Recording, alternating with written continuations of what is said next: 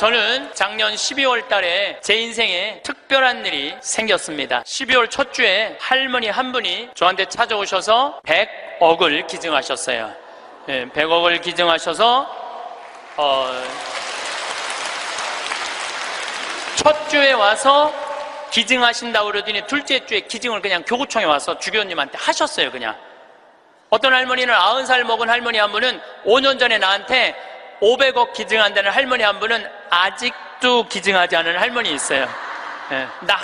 나중에 한다고. 근데 이 할머니는 첫 주에 기증한다고 그러더니 둘째 기증을 하셨어요. 잠비아에 농업대학 세워달라고. 근데 이 할머니가 이 기증하게 된 게 제 생각에는 아주 드라마보다도 더 드라마틱해요. 이 할머니가 벌써 3년이 됐네요. 이제 3년 전에 강도 4명한테 납치를 당했대. 강도 4명한테 납치를 당해갖고 할머니 차에 이 할머니를 꽁꽁 묶어서 여행용 가방에 넣어서 차 트렁크에 넣은 거예요. 그리고 할머니 지갑에서 카드를 다 뺏어갖고 은행마다 다니면서 돈을 빼기 시작한 거예요. 은행마다 다니면서 이틀을 할머니를 끌고 다닌 거예요. 차 트렁크에 넣어놓고. 이 할머니는 트렁크에 이틀이 있으면서 나는 죽었다 이렇게 생각했대. 나는 죽었다.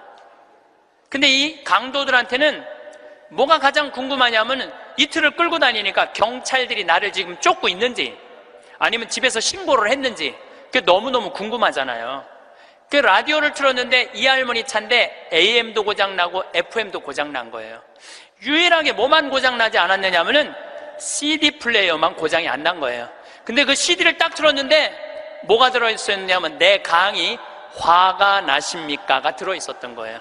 그 딱 들었는데 내 강의를 딱 듣는 순간 이 강도들이 계속 듣더래요.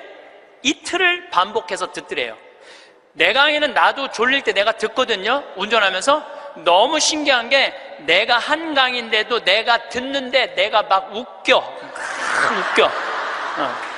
여러분들처럼 내가 막 웃어요. 그러니까 그 강도들도 계속 웃더래요. 근데 이제 이틀이 지나고 나서 트렁크 속으로 들리더래요. 죽이자, 죽이지 말자. 계속 이 소리가 들리더래요. 이 할머니 그 소리 들을 때마다 얼마나 기가 막혔어요.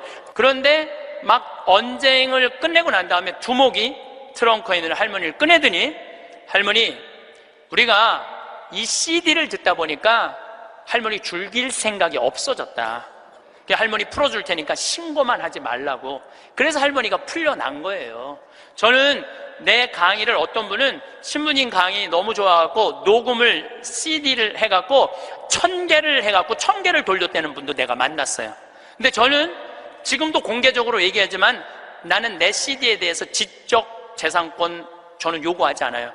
10,000개를 복사해도 돌려도 돼. 선교용으로 얼마든지 쓰세요. 저는 그 할머니가 그 CD를 듣고 나한테 100억을 기증한 게 더 중요한 게 아니라 그 CD를 듣고 4명이 살인을 저지르지 않은 것에 대해서 훨씬 더 감사해요. 저는. 근데 이 할머니가 풀려나서 1년 동안 바깥 출입을 못했대요. 1년 동안 너무너무 무서워서. 안 그렇겠어요? 세상이 얼마나 무섭겠어요? 그런데 할아버지가 계속 할머니한테 그런 거, 당신은 신부님 때문에 사는 거라고. 이 할아버지는 작년에 돌아가셨어요. 87세, 올해 돌아가셨는데, 올해 폐암으로 돌아가셨는데 이 할아버지가 계속 할머니한테 그랬대요. 당신은 신부님 때문에 사는 거라고. 이 할머니가 정신을 차리고 보니까 나 때문에 사는 거거든. 어느 성당에 강의를 들으러 왔는데 어떤 할머니가 쉬는 시간에 나한테 와서 인사를 어떻게 한 할머니가 있었느냐면은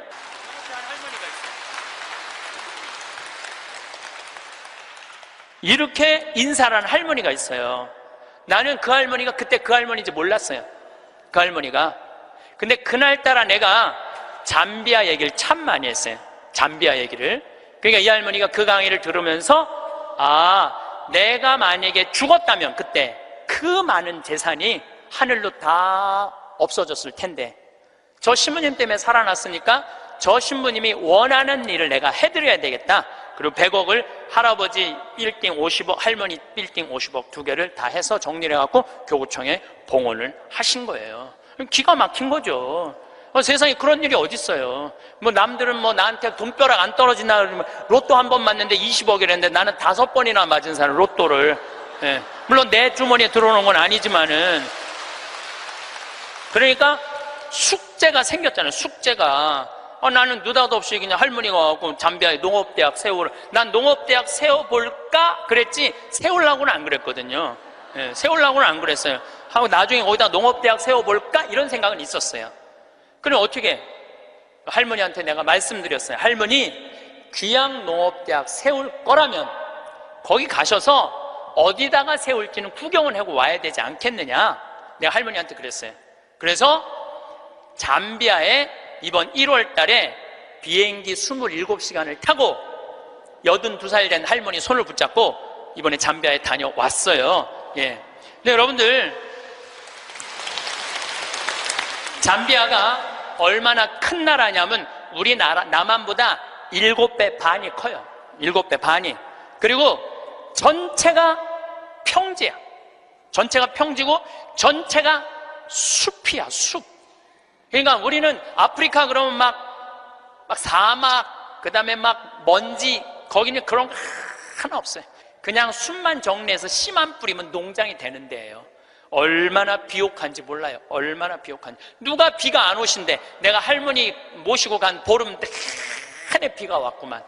그러니까 안 가보고는 모르는 거, 사람이. 안 가보고는. 그러니까 가서 봐야 돼, 가서. 그러니까 예수님이 오죽 답답했으면은 제자들이 저분이 진짜 맞아? 저분이 뭐 하느님의 어린 양이야? 뭐 어쩌고저쩌고. 그러니까 예수님 뭐라 그래요? 와서 보시오. 유식한 말로 come and see 그러잖아요. 와서 보시오. 할머니 손을 붙잡고 내가 잠비아를 갔어요. 잠비아를 갔는데 시장을 이제 만나러 가잖아요. 무프리라라는 시를 이제 찾아가서 이 할머니가 10밀리언을 기증을 해서 내가 여기다 농업대학을 세우려고 그러니 땅을 좀 줘라. 시장님을 만나러 갔어요. 전날, 시장님 만나러 가기 전날 내가 그 프란치스코 전교 봉사의 수녀님 성당 있는 마당에서 하늘에 대고 기도했어요. 하느님, 내일 시장을 만나러 가는데 내가 땅을 얼마를 달라고 그럴까요? 그러니까 정말로 하늘에서 두 말도 안 하고 하느님께서 나한테 이렇게 말씀하시더라고요. 3,000헥타르 딱 그러더라고요. 네, 3,000헥타르 알겠습니다. 그래갖고 내가 시장이 땅이 얼마가 필요하냐고 그러길래 내가 영어로 얘기해서 I need 3,000 헥타르 딱 그랬어요. 근데 시장이 눈이 이만한 거예요. 그렇게 큰 땅이 필요하냐는 거예요. 이게 몇 평이냐면은 900만 평이야. 그러니까 여의도가 80만 평인데 여의도 11배만한 땅이에요. 나도 그렇게 큰 줄 몰랐죠. 3,000헥타르가 그렇게 큰 줄. 나도 진짜 몰랐어요. 근데 진짜 하늘에서 3,000헥타르 딱 그러길래 내가 부른 거지. 나도 3,000헥타르. 그렇게 큰 땅은 상상도 못했어요. 근데 더 놀라운 건 시장님이 이렇게 말씀하시더라고요. 그렇게 큰 땅이 필요하냐고. 그런데 미안하지만은 우리 무프리나시 전체가 450만 평밖에 안 된다는 거예요. 줄 땅이 없다는 거, 줄 땅이. 그리고 시장 재량으로 줄 수 있는 땅은 300만 평밖에 안 된다는 거예요. 1,000헥타르. 하느님은 나한테 900만 평 불렀는데 내가 300만 평만 받으면 이거 하느님 심부름을 잘 못하는 거 아니에요. 그래서 물어봤죠. 그러면 900만 평을 받으려면 어떻게 해야 되냐? 그랬더니 대통령을 만나야 돼. 대통령을 만나야지 대통령 사인이 나야지 그 땅을 줄 수가 있다는 거예요. 그럼 좋다. 내가 대통령을 만나겠다. 그래서 이번에 7월 22일 날, 1월 30일 날 갔다가 다시 7월 달에 잠비아를 또 갔어요. 7월 22일 날 대통령을 만났어요. 대통령을 만났는데 7월 22일은 참 특별한 날이에요. 내 생일날이에요. 생일날. 내 음력 생일날인데 7월 20일 날 만났는데 10시에 대통령을 만나기로 했는데 12시까지 대통령을 못 만났어요. 왜냐면 우리 대기시설에서 기다리는데 뭐 유럽의 뭐 프랑스인가 어디 대사가 왔다 가고 그 다음 미국의 무슨 에너지 위원장이라고 국회 사람이 들어왔다 가고 계속 엠바서더 대사들이 대통령 만나러 가는 거예요. 우리는 뭐 땅 얻으러 온 사람들인가 가만히 대기실에서 계속 기다리고 있었죠. 기다리고 있는데 이번에는 특별한 사람을 만난 거야. 추장을 처음 본 거야. 추장. 여러분들 추장 본 적 없죠? 추장을 처음 봤어요. 내가 태어나서 처음으로.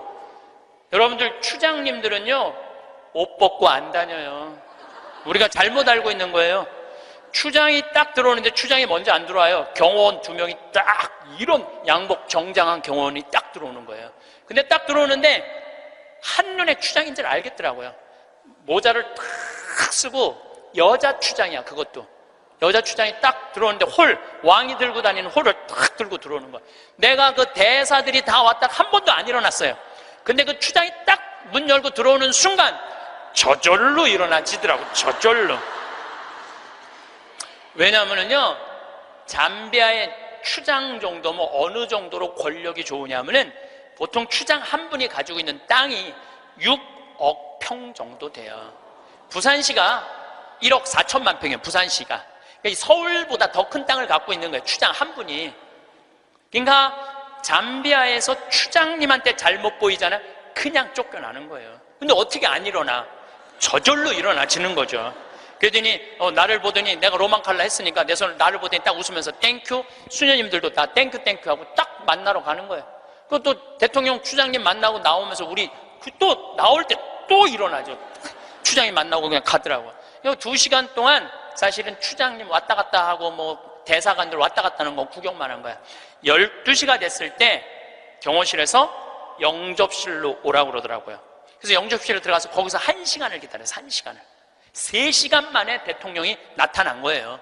대통령께서 딱 들어오시는데 우리를 딱 보더니 정말로 내 귀에 영어로 그러더라고요. I owe you an apology 그러더라고요. 사과하겠다는 아주 정중한 말이에요. 그 말이 사과하고 싶다고. 그러니까 내가 그 얘기를 딱 듣고 내가 진짜로 유창한 영어로 이렇게 말했어요. 진짜 유창한 영어로 Don't worry, I understand because you are president of Zambia. 내가 그랬어요. 당신 잠비아 대통령이기 때문에 당신 바쁘기 때문에 내가 이해한다. 그러니까 대통령께서 막 웃으시더라고요. 그리고 이제 앉아서 제가 이런 얘기를 했어요. 나는 잠비아를 사랑한다. 왜 잠비아를 사랑하느냐 하면 잠비아는 부족 간에 분쟁이 없어요. 거기 전쟁이 없는 나라예요. 1,500만, 인구가 1,500만인데 서로 전쟁이 없어요. 그리고 전쟁만 없을 뿐더러 테러도 없어요. 그리고 이 나라가 영국으로부터 독립한 지 딱 내 나이야 51년 됐어요. 51년 됐는데 이 나라가 대통령 정권 이양이 계속 민주적으로 교체가 되는 거예요. 다 투표로. 참 특별한 아프리카의 평화로운 나라예요. 평화로운 나라예요. 그래서 나는 이 나라에는 투자를 하고 싶다. 그리고 또 할머니 한 분이 100억을 기증해서 여기다가 내가 농업대학을 세우고 싶다. 뿐만 아니라 농업대학뿐만 아니라 의대도 세우고 싶다. 의대도 세우고 싶은데 그것뿐만 아니라 환경도시를 건설하고 싶다. 저는 거기다가 환경도시를 건설하고 싶어요. 참 아름다워. 별도 너무너무 멋있고. 그래서 내가 여러분들 초대하고 싶어요. 별이라는 게 이렇게 아름다운 거구나. 그러니까 내가 땅이 좀 필요하다. 땅이 좀 많이 필요하다. 3,000 헥타르가 필요하다. 그러더니 대통령께서 들으시더니 수녀님들이 20년 동안 잠비아에 와서 봉사활동하고 있는 거 자기 알고 있대요. 그래서 고맙게 생각을 한다고. 그리고 자기도 에너지에 관심이 너무 많다고 중국 애들이 와갖고 구리를 다 뺏어가는 거예요. 잠비아가 구리 매장량이 세계 4위야. 세계 4위에. 그러니까 지금 중국 애들이 다 뺏어가는 거예요. 근데 뺏어가면서 그 전기를 거기 구리 캘 때 전기가 많이 들어가거든요. 다 쓰는 거. 그런데 문제는 전기값도 안 내는 거 중국 애들이. 너무너무 속상해하고 있더라고요. 그래서 내가 그때 말을 받아서 나는 중국 사람하고 다르다. 나는 그리고 우리나라는 그 얘기도 했어요. 우리나라는 다른 나라 한 번도 침략한 적 없는 나라다. 다른 나라 거 뺏어온 적이 한 번도 없는 나라다. 그런데 나는 여기다가 정말로 세계적으로 아름다운 환경도시 프로펠러, 윈드 프로펠러, 풍력 에너지, 그 다음에 솔라 에너지 이거 여기다가 설치하고 싶다. 바람이 굉장히 많거든요. 그 나라가 해발 1,500m 있어요. 그리고 1,500m의 평지니까 바람이 얼마나 많아요. 그러니까 여기다가 이 기가 막히게 평화로운 국가의 아름다운 환경도시를 건설하고 싶다. 그래서 난 3,000헥타르가 필요하다. 나는 이런 말은 전부 다 한국말로 하고, 근데 내 옆에 이제 통역 교수를 데려갔죠, 내가. 김기영 교수님이라고 아주 마침 영국에서 공부를 한 교수님이에요. 영어를 너무너무 잘하시더라고요. 그래서 그 교수님이 다 통역을 해주고 대통령하고 얘기를 다 했어요. 대통령이 한 40분을 얘기를 했어요. 40분을 얘기를 했는데 이번에 사실은 평화방송에서 제 잠비아 활동을 찍으러 갔어요. 하이라이트가 뭐냐면은 대통령 만나는 거 찍는 게 하이라이트야. 그런데 내가 공식적인 외교적인 채널로 온 게 아니기 때문에 방송국은 못 들어온다는 거예요. 너무 속상하더라고요. 그걸 우리 국민들한테 보여주고 싶고 우리 교우들한테 보여주고 싶었는데, 근데 이제 거의 다 끝났는데 딱 얼굴을 돌려보니까 평화방송이 찍고 있는 거야.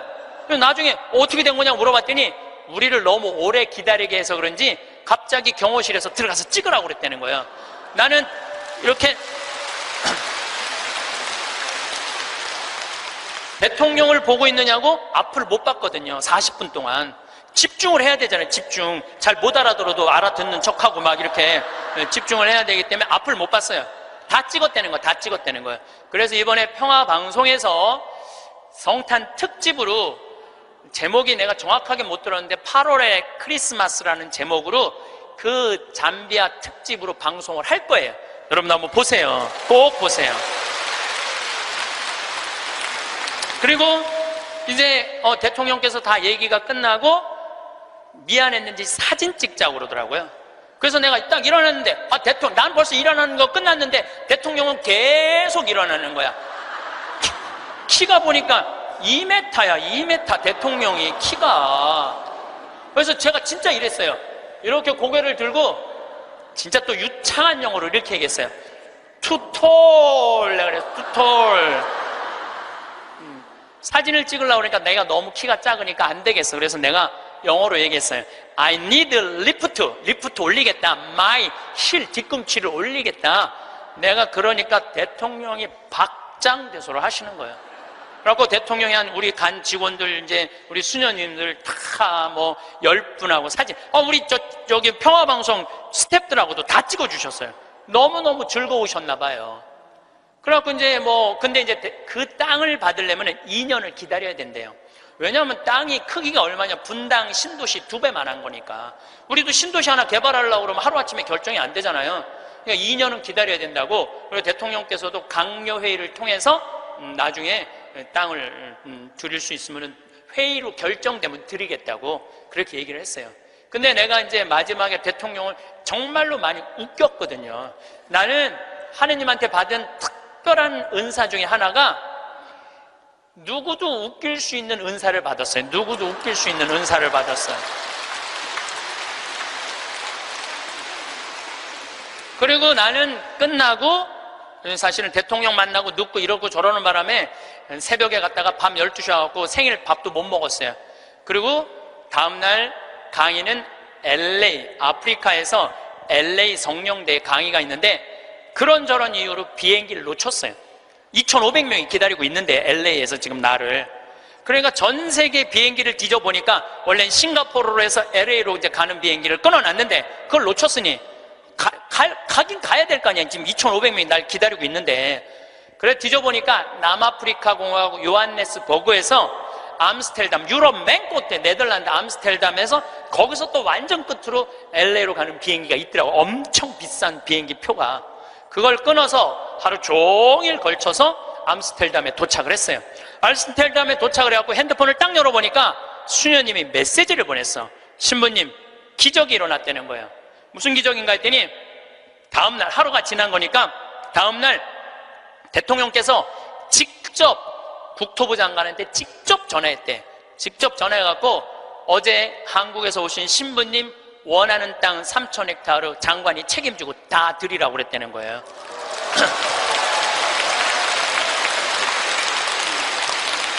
그리고 일주일이 이제 성령대 이제 강의가 다 끝나고 일주일이 지났는데 수녀님이 또 메시지를 보냈어. 신부님, 우리들 지금 국토부 장관 만나러 다시 서울로 루사카로 간다는 거예요. 거기 서울까지 가는데 10시간 걸리거든요. 루사카로 간다는 거예요. 그럼 점점 일이 빨리 진행이 되는 거죠. 근데 나는 2년 기다려도 돼요. 왜냐하면 나는 지금 110살까지 살 거니까 뭐 2년 못 기다려. 난 마음이 느긋했어요, 사실은. 그리고 이제 한 달 반 동안 캐나다, 미국, 엘래스카 강의 끝나고 한국으로 9월 1일 날 들어왔는데 7월 16일 날 나가서 한국으로 9월 1일 날 들어왔는데 내 책상에 선물이 어떤 선물이 왔느냐면 그 3,000헥타르 측량까지 다 끝나고 지적도가 딱 온 거예요. 지적도가 그 사이에 한 달 반 사이에 그 땅을 다 받은 거예요. 근데 그 땅이 어떤 땅이냐면 내가 원하는 땅을 다 준 거야. 거기에 유칼립투스, 소나무 이렇게 굵은 거 어마어마하게 산림청에서 심어놓은 거 다 준 거, 그 땅. 그리고 강이 2개가 흘러요, 그 안에. 근데 수량이 굉장히 많아요. 수량이 완전 건기인데도 요거 지금 한 칸 되는 개울 강이죠. 거기는 강이 한 칸 되는데 2m 정도 되는 물이 철철철철 흐르더라고요. 그리고 그 강 끝에 습지가 있는데 그 끝에 악어들이 굉장히 많은데 그 악어까지 다 주신 거야. 악어까지. 그 악어까지 다 주신 거야. 그래서 내가 그거를 받고 너무 행복하더라고요. 그래서 우리 수원교구 교구장인 이용훈 마티아 교구장님한테 주교님, 제가 이러이러한 일로 잠비아에 지금 농업대학을 세우기 위해서 이제 수원교구 해외 선교 사업으로 이 농업대학을 세우고 싶은데 여기까지 진행이 됐습니다. 그랬더니 우리 교구장 주교님이 그 말을 들으시더니 아이고 우리 황 신부님은 그거 하려고 그러면은 150살까지는 살아야 되겠다고 40년을 연장을 시켜주시더라고요. 그런데 여러분들 오래 사는 건 중요한 게 아니에요. 단 하루를 살더라도 사는 것처럼 살아야죠. 하루를 살더라도 사는 것처럼 살아야죠. 여러분들 80살서부터 90살까지 10년 동안 뒷방에서 이러고 살면은 그 10년의 의미가 있어요, 없어요? 의미가 없어요. 삶은요, 재미도 있고 의미도 있어야 돼요. 뒷방에 앉아갖고 재미도 없고 의미도 없으면 그건 의미가 없는 거예요. 그래서 사는 것처럼 살아라. 귀양 살라고 그러면은 달걀 중에 유정란이 있고 무정란이 있어요. 똑같은 달걀인데 어떤 달걀은 뿅아리를 까고 어떤 달걀은 뿅아리를 못 까요. 참 그거 구분하기 어렵대요. 유정란인지 무정란인지. 똑같은 달걀인데 근데 사람도요 유정란이 있고요 무정란이 있어요. 똑같이 인생을 사는데 이 사람은 무정란이야. 생명이 없는 사람이 있어. 매일 죽는다는 소리 입에 그냥 달고 다니는 사람이 있어요. 근데 어떤 사람은 유정란이 있어. 난 너무 행복해. 난 너무 감사해. 나 사는 게 너무 즐거워. 이 사람들은 유정란하고 무정란 구분법을 알려드릴게요. 첫 번째, 저 사람이 유정란인지 무정란인지 구분하는 첫 번째 방법은 뭐냐면 이 사람이 웃느냐 웃지 않느냐에 따라서 유정란이냐 무정란이 구분돼요. 여러분들 하루 종일 같은 모임에 다니는 친구들이 있어. 같이 밥도 먹고 여기 만나러도 가고 여기저기 구경도 다녀. 근데 다 웃는데 딱 한 사람만 남들이 웃어도 이런 사람 있어요, 없어요? 꼭 있어요. 그 사람은 무정란이에요. 이 사람은 밥 먹는 게 즐겁지도 않고 대화하는 게 즐겁지도 않은 거야. 그 사람이 웃긴 말해도 하나도 귀에 안 들어와. 그 사람 왜 안 웃는지 알아요? 상대방을 무시하려고 안 웃는 게 아니에요. 이 사람이 왜 안 웃느냐 하면은 이 사람 머릿속은 이런 생각밖에 없어. 남편하고 이혼을 해봐라. 조이팔한테 1억을 투자했는데 그거 어떻게 찾아? 이러니까 웃을 수가 없는 거예요. 아들이 하나 있는데 새벽 4시까지 게임을 하고 낮 5시에 일어나. 이런 사람은 웃을 수가 없는 거예요. 이 사람은 뭐가 가득한 사람이냐면 근심 걱정이 가득한 사람이에요. 근심 걱정이 가득한 사람은 웃을 수가 없어요. 근데 여러분들이 근심한다고 단 하루라도 생명을 연장할 수 있어요? 걱정하지 말라고 예수님이 마태복음 6장에 말하잖아요. 걱정하지 말아라. 너희들은 오늘 일은 오늘로 족하다. 무엇을 먹을까, 무엇을 마실까, 무엇을 입을까 걱정하지 마세요. 그러니까 여러분들은 걱정하지 말고 그냥 웃고 사세요. 웃음은 기적의 시작입니다. 저는 차쿠아 룽가 대통령께서 마지막에 박수를 치고 웃는 모습을 보고 저분이 나 땅 주겠구나 그런 생각이 들었어요. 왜냐하면요 웃음은 기적의 시작이에요. 웃음은 기적의 시작. 또 여러분들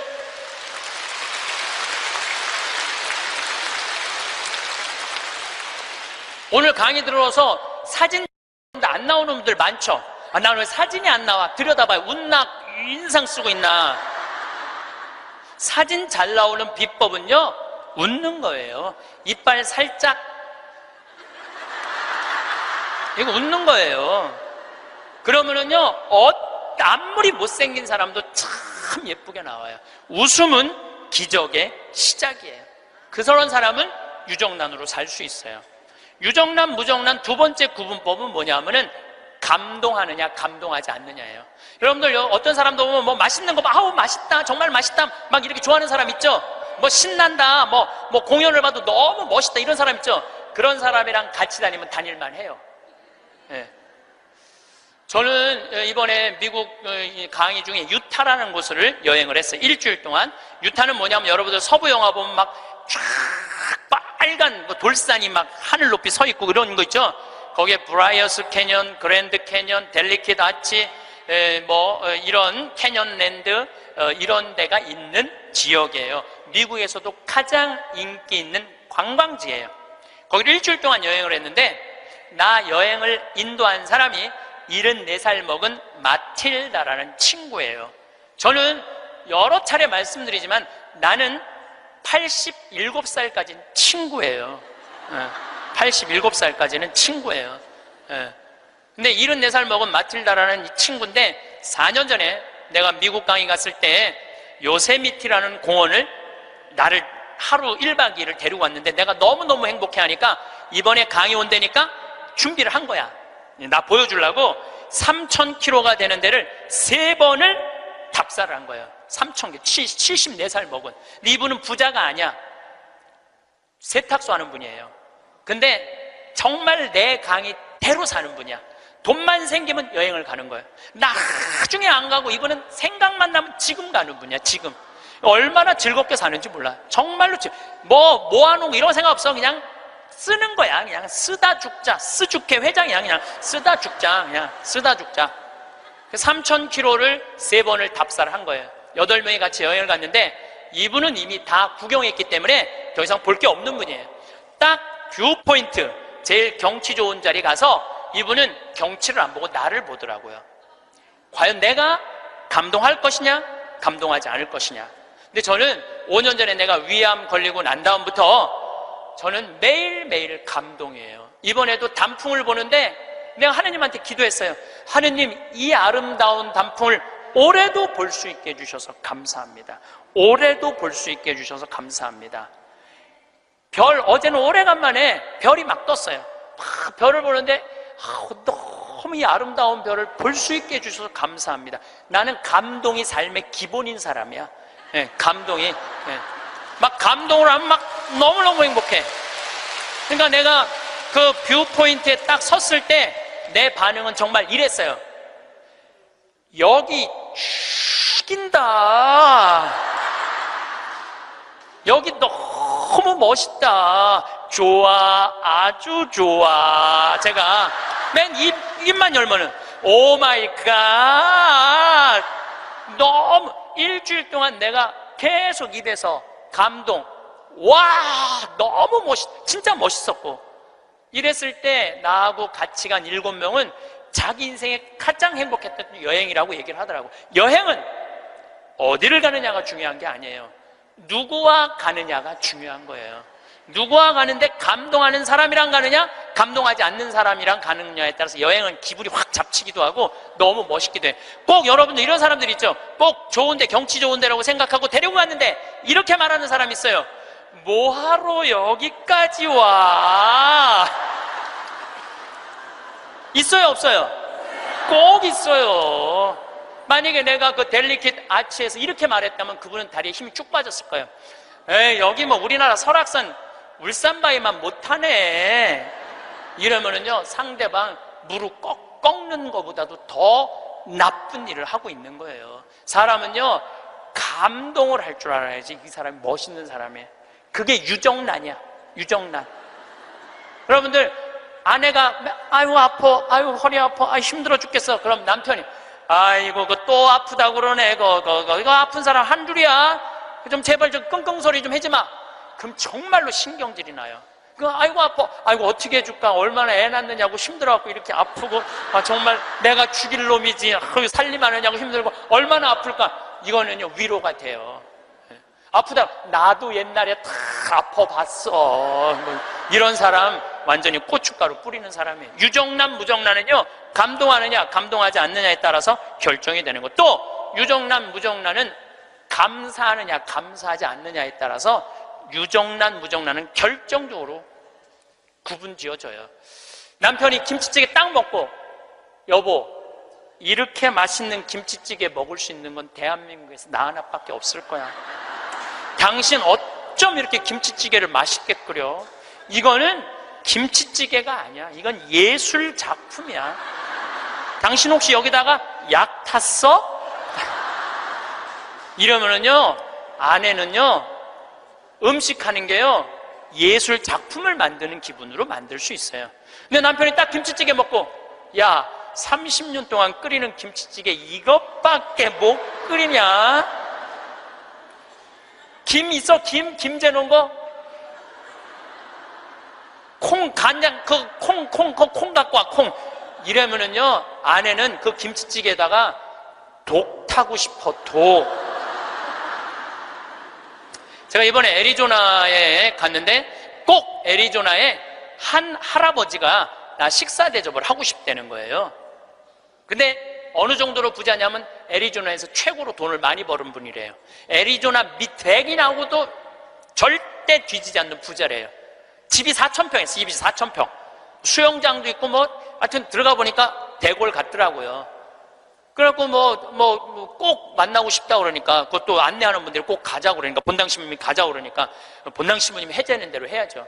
갔는데 주인이 딱 나왔는데 앞치마를 딱 두르고 나온 거야, 할아버지가. 나는 어마어마하게 부자라 그래서 럭셔리하게 하고 나올 줄 알았더니 앞치마를 딱 두르고 나온 거예요.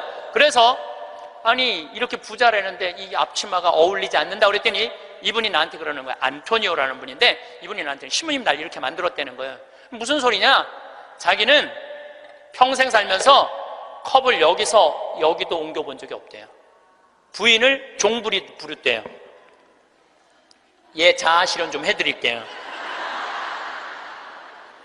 부인을 종부리 부렸대요. 근데 미국은 먼 거리를 다니기 때문에 CD를 많이 듣고 다녀요. 그래서 내 CD를 누가 고서 준 거예요.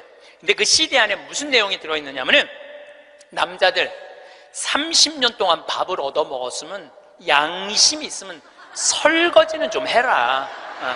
30년 동안 밥 얻어 먹고 설거지도 안 하는 게 그게 사람이냐? 그런 얘기를 했어요. 그런데 어떤 형제가 그 얘기를 듣고 자기는 20년 동안 결혼 생활하면서 한 번도 설거지할 생각을 안 했대요. 그 얘기를 듣고 집에 가서 설거지를 한 거야.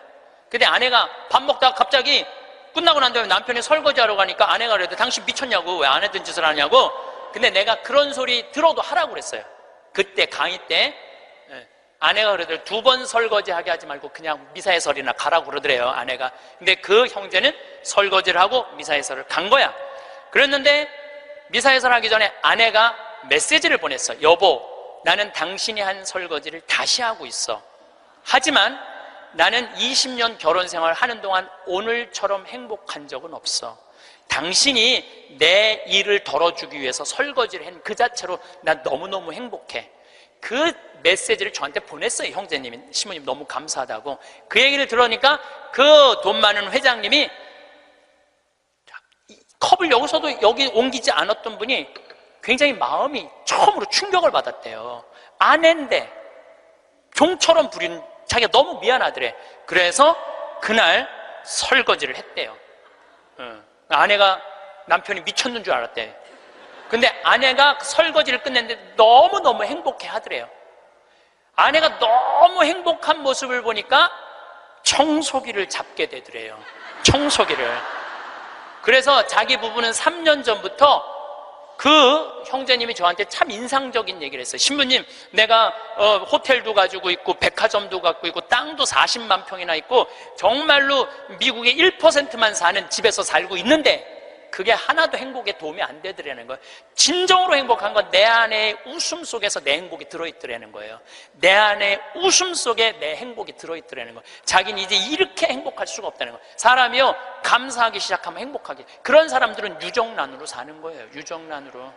그래서 저는 유정란으로 여러분들이 살길 바라요. 근데 진짜 유정란은 뭐냐? 나눌 줄 아는 사람이에요. 나눌 줄 아는 사람. 제가 3년 전에 이제 잠비아 활동 가면서 혼자 가기 멋쩍잖아요. 그래서 이제 세례준 이제 치과 의사한테 야, 나하고 같이 이 잠비아 치과가 하나도 없대더라. 가서 봉사활동 하자. 며칠 가야 되냐? 그러니까 한 10일 가야 된다 그랬더니 신부님 우리 10일이면 좀 부담스럽다고 차라리 한 2천만 원을 봉헌하면 안 되겠냐고. 그러길래 내가 이렇게 얘기했어요.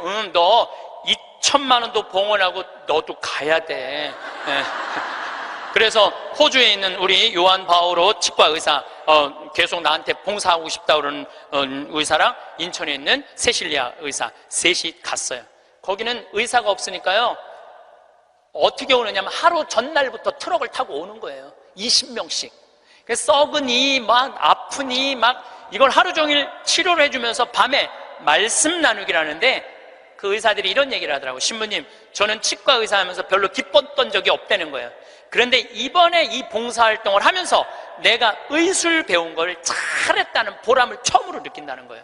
그러니까 나누면서 자기 능력에 대한 보람을 느끼는 거예요. 그러니까 작년에 얼마나 자랑을 했는지 작년에는 6명이 따라갔어요. 6명이. 근데 그 6명 중에 정말로 열심한 의사 선생님이 있어요. 나는 사실은 열심한 사람을 좋아하지 않아요. 막 묵주기도 갑자기 50단 하자고 그러고 막 무릎 꿇고 십자가를 하지 이런 사람도 좋아하지 않아요. 근데 하루에 100단씩 한대 그 의사 선생님은. 그리고 막 치과에 가보니까 이건 병원인지 성당인지 구분이 안 돼. 성모님, 예수님 온 치과에 다 있어. 근데 그 의사 선생님이 에이즈 환자 이를 빼다가 그 피 묻은 그 핀셋으로 자기 손가락을 찔러버린 거야. 참, 저녁에 말씀 나누기 했는데 파김치가 돼 있고 약 먹고 이러니까 파김치가 돼 있잖아요. 너무너무 미안하더라고요. 그래서 내년에는 그냥 오지 말고 그냥 한 해 휴가 가고 건너뛰자. 그랬더니 세례도 안 받은 그 호성이라는 선주 신자도 아니야. 김호성이라는 치과 의사가 나를 똑바로 쳐다보더니 이렇게 얘기하더라고요. 신부님은 내년에 오지 마세요. 우리끼리 올 테니까. 이 좋은 거를 왜 막느냐 이거야. 비행기표도 다 자기네들이 내고 가는 건데 다 자기네들 돈으로 가는 거예요. 이게요 의미를 찾잖아요. 그럼 삶은요 찬란해지는 거예요. 의미를 찾으면은. 그래갖고 올해는 의사 선생님들이 8명이 갔어. 내년에 데려가 달라는 의사가 4명이야. 4명, 12명. 기적은요 억지로 만들려고 이루어지는 게 아니에요. 그냥 하느님이 이루어 주시는 거예요. 나눌 때 기적이 일어나는 거예요. 그런데 저는 거기다가 이제 농장도 20만 평 이제 꾸며줬어요. 농장도 20만 평 꾸며주고 닭장도 해갖고 1000마리 팔던 거 이제 2000마리씩 다달이 판대요. 그런데 소를 못 키우겠는 거야. 소를.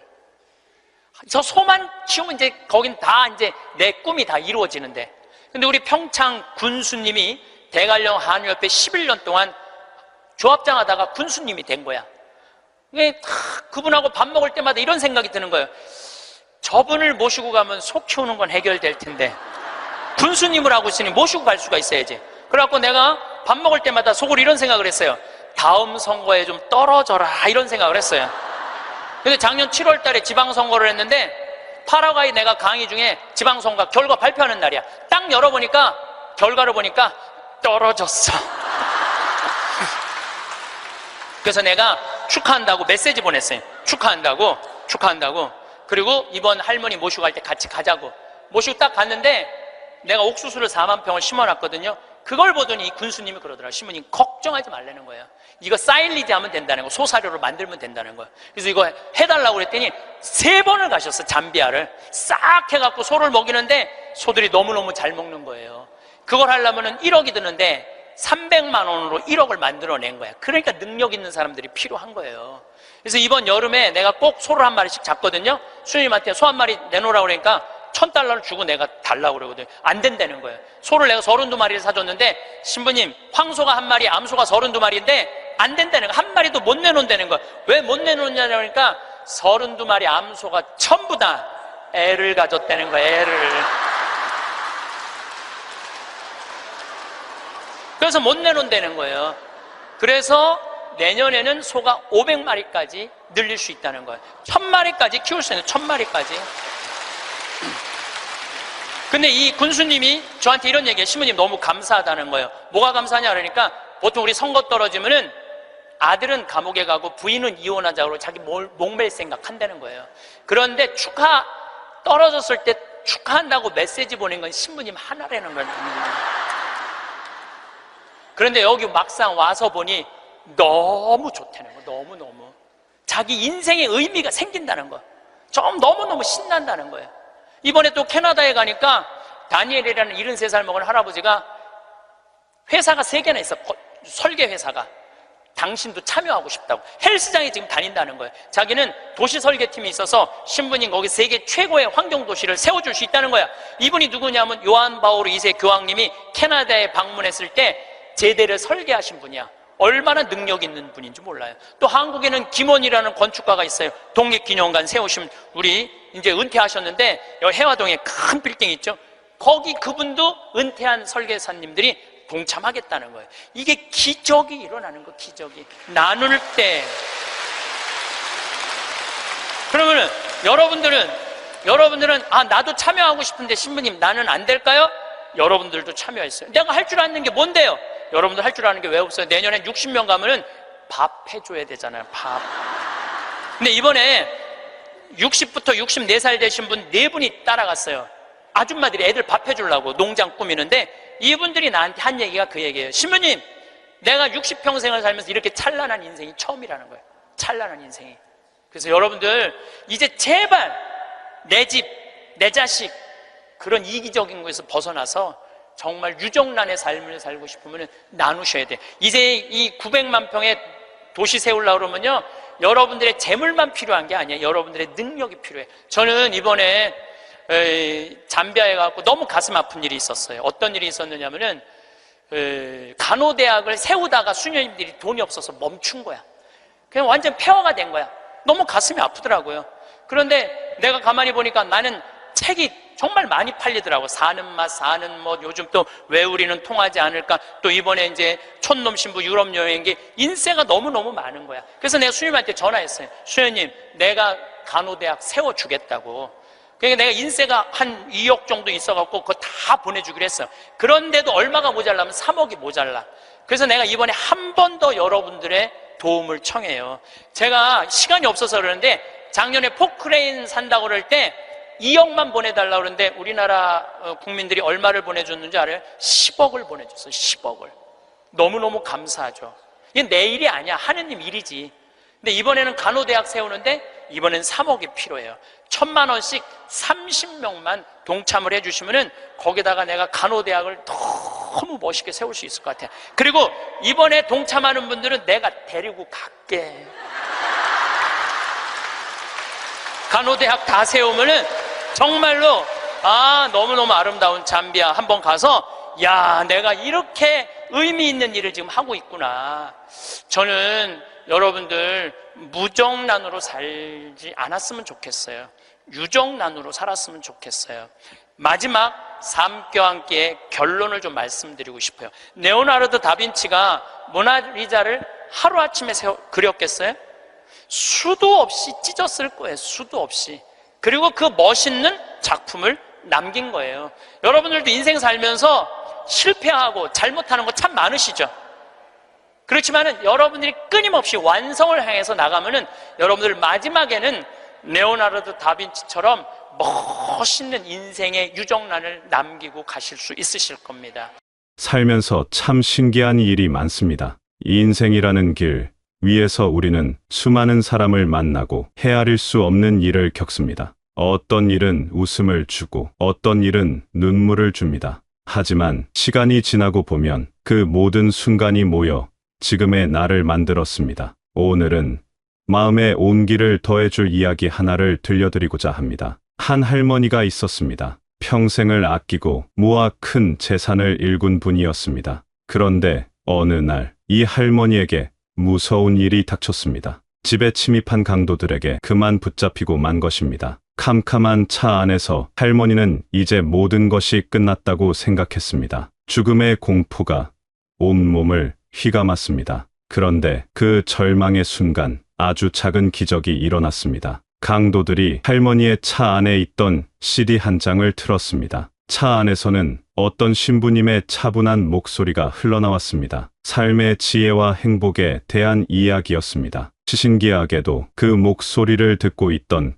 강도들의 마음이 움직이기 시작했습니다. 서로의 얼굴을 쳐다보던 그들은 결국 할머니를 해치지 않고 길에 내려주었습니다. 할머니는 목숨을 구했습니다. 하지만 몸은 살았지만 마음은 깊은 병이 들었습니다. 그날의 공포가 매일 밤 꿈에 나타났습니다. 사람이 무서워지고 세상이 두려워졌습니다. 1년 넘게 집 밖으로 한 걸음도 나가지 못했습니다. 창살 없는 감옥에 스스로를 가두고 살았습니다. 그런 할머니 곁을 지키던 할아버지가 있었습니다. 할아버지는 무너진 아내를 보며 안타까운 마음에 이렇게 말했습니다. 여보, 그렇게만 살다 갈 거요? 당신을 살린 그 목소리의 주인을 한번 찾아가 봅시다. 할머니는 남편의 손에 이끌려 용기를 냈습니다. 그리고 마침내 자신을 살린 그 목소리의 주인공 황창현 신부님을 만나게 됐습니다. 신부님을 만난 할머니는 자신이 겪은 기적 같은 일을 털어놓았습니다. 그리고는 평생 모은 재산 100억 원을 내놓으며 말했습니다. 이 돈은 제 목숨 값입니다. 신부님께서 좋은 일에 써주십시오. 아무런 조건도 아무런 이름도 남기지 않은 깨끗한 기부였습니다. 죽음의 문턱에서 돌아온 한 사람이 세상에 건넨 가장 큰 선물이었습니다. 이 큰 돈을 받은 신부님은 깊은 고민에 빠졌습니다. 이 귀한 돈을 어디에 써야 가장 의미가 있을까? 그때 신부님의 마음에 떠오른 곳이 있었습니다. 바로 아프리카의 가난한 나라 잠비아였습니다. 신부님은 할머니와 함께 잠비아로 떠났습니다. 그곳에서 가난하지만 순수한 눈망울을 가진 아이들을 보았습니다. 먹을 것이 없어 굶주리고 배울 기회가 없어 희망을 잃은 사람들이었습니다. 신부님은 결심했습니다. 이곳의 굶주림을 해결해 줄 농업대학을 세우자. 물고기를 잡아주는 것이 아니라 물고기 잡는 법을 가르쳐주자. 스스로 일어서서 살아갈 힘을 키워주자. 그렇게 위대한 여정이 시작되었습니다. 농업대학을 지으려면 아주 넓은 땅이 필요했습니다. 신부님은 잠비아의 시장을 만나고 장관을 만났습니다. 그리고 마침내 대통령을 만날 기회를 얻었습니다. 대통령 앞에서 신부님은 떨리는 마음으로 이야기를 시작했습니다. 저는 한국에서 온 신부입니다. 저는 당신들 것을 빼앗으러 온 사람이 아닙니다. 우리나라는 역사상 단 한 번도 다른 나라를 침략한 적이 없는 평화의 나라입니다. 저는 이곳에 와서 무엇을 가져가려는 것이 아니라 무엇을 주러 왔습니다. 신부님은 자신의 계획을 설명했습니다. 가난한 아이들을 위해 농업대학을 짓고 아픈 사람들을 위해 간호대학을 지을 것입니다. 사막처럼 변해가는 땅에 나무를 심고 풍력과 태양열로 움직이는 친환경 도시를 만들고 싶다고 했습니다. 이것은 단순히 건물을 짓는 계획이 아니었습니다. 이것은 한 나라의 미래를 바꾸고 사람들에게 희망을 심어주는 꿈이었습니다. 신부님의 진심이 담긴 이야기에 대통령은 깊은 감동을 받았습니다. 보통 이연은 좋게 걸릴 거라던 땅 문제는 대통령의 특별 지시로 단 한 달 반 만에 해결되었습니다. 마치 기적과 같았습니다. 정부는 신부님이 원했던 것보다 훨씬 더 좋은 땅을 내주었습니다. 강 2개가 유유히 흐르고 악어까지 사는 아름다운 숲이었습니다. 이 소식이 알려지자 한국에서도 놀라운 일들이 벌어졌습니다. 각 분야의 전문가들이 자신의 재능을 나누겠다며 스스로 찾아왔습니다. 평생 소를 키운 분은 잠비아에 가서 소 키우는 법을 가르쳐 주겠다고 했습니다. 치과 의사들은 팀을 꾸려 잠비아 사람들의 아픈 이를 치료해 주러 떠났습니다. 건축가, 농업 전문가, 교육가들이